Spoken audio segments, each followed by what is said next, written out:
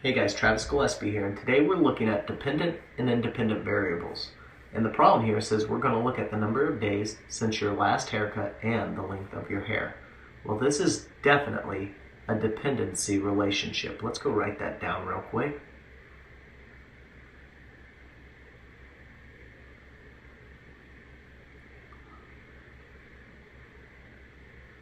Let's go ahead and fix that T before we move forward, and let's ask ourselves, what is a dependency relationship? Well, dependency relationship, it basically is what it sounds like.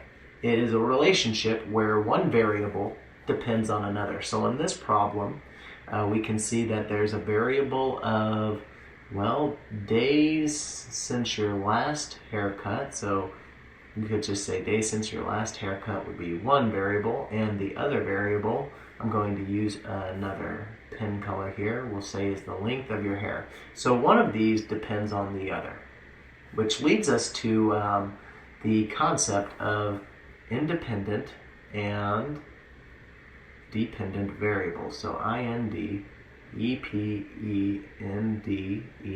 independent variables, and the other being the dependent variables.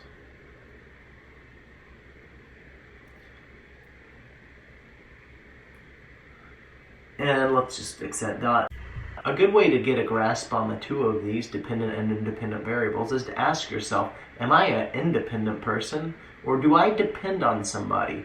When I was a teenager, or a kiddo, I depended on my parents to take care of me, to buy me food, to make sure I had clothes to go to school, to make sure I had equipment, products, or the supplies to go to school, to make sure that I was able to move forward through society and grow and learn and become a teacher someday.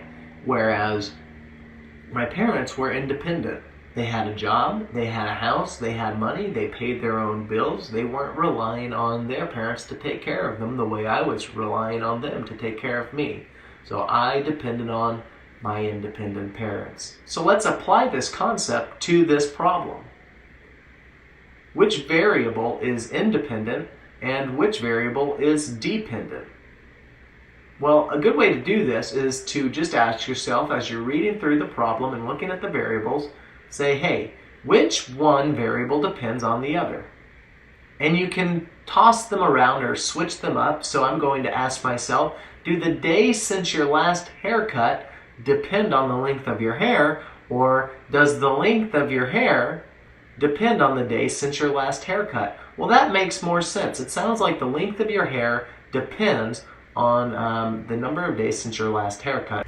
So we're going to write down that the days since your last haircut, I'm just going to write days for short. That's the independent variable, and the dependent variable is your hair length.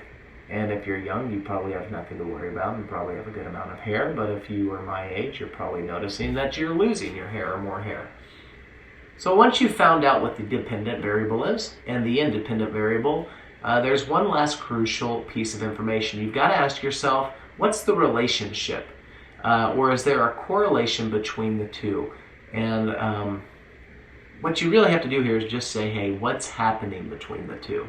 So let's think about it. As the days go by and you haven't had a haircut, or as the days go by since your last haircut, is your hair length going to get shorter or stay the same or get longer? So as the days increase, or as time goes on, I'm just going to put an arrow here. As time goes on and the days increase, your hair length will also increase. Cool stuff, guys. I'll see you in another video.